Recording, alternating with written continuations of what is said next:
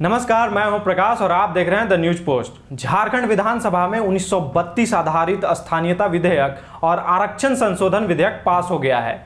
इससे पूरे राज्य में जश्न का माहौल है। इस जश्न की वानगी विधानसभा में भी देखने को मिल रही है।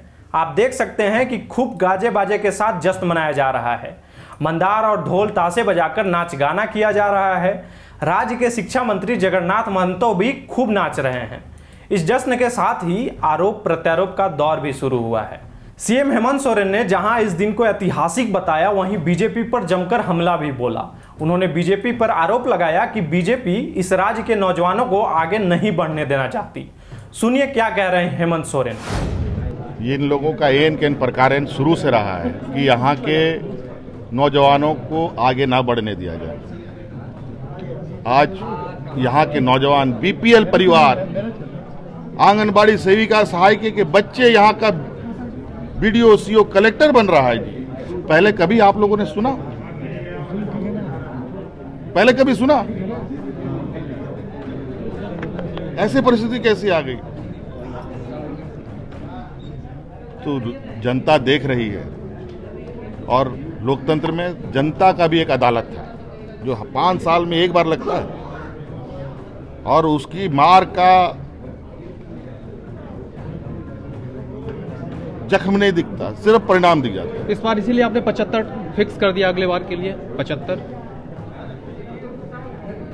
अब ये बात यूं ही थोड़ी बोली गई है।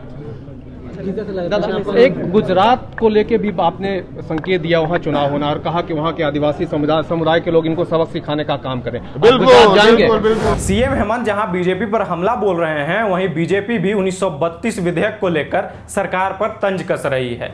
बीजेपी विधायक भानु प्रताप शाही ने कहा कि सरकार ने सिर्फ इस विधेयक को राज्य की जनता और युवाओं को छलने और गुमराह करने के लिए पेश किया है।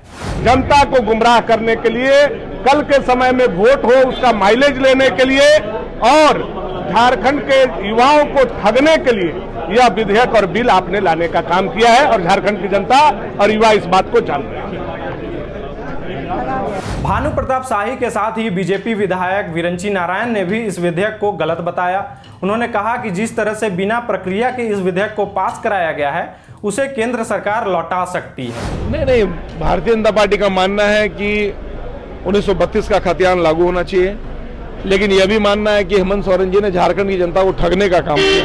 जो काम विधानसभा कर सकती थी उसके लिए इन्होंने बगैर तैयारी के भारत सरकार को भेजा, केंद्र सरकार को भेजा शेड्यूल 9 के तहत कि शेड्यूल 9 में हमें अनुमति दे।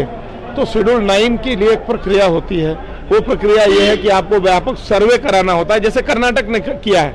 तो आपने कोई सर्वे कराया नहीं और सीधा भेज दिया तो केंद्र तो ऐसे ही वापस कर देगा। अब अगर आप दोबारा भी सर्वे करा कर भेजेंगे तो भी उसकी लंबी प्रक्रिया है। हर विभाग में जाता है विषय, विभाग से मंतव्य वापस सरकार को मिलती है, उसके बाद देश के हर प्रांतों में विषय जाता है। और अगर एक भी प्रांत ने, एक भी राज्य ने अगर रोक दिया तो वहीं रुक जाएगा। शिक्षा मंत्री कह रहे हैं कि बीजेपी को है हिम्मत तो विरोध। शिक्षा मंत्री, हम कहाँ विरोध कर रहे हैं, हम तो समर्थन कर रहे हैं। अब शिक्षा मंत्री को बोलिए पहले पढ़ाई लिखाई करें। एक तो इंटर फेल व्यक्ति को शिक्षा मंत्री बना दिया, उनको इतनी भी समझदारी नहीं है। पहले बोलिए पढ़ाई लिखाई करें, उसके बाद हम लोग से डिबेट करें।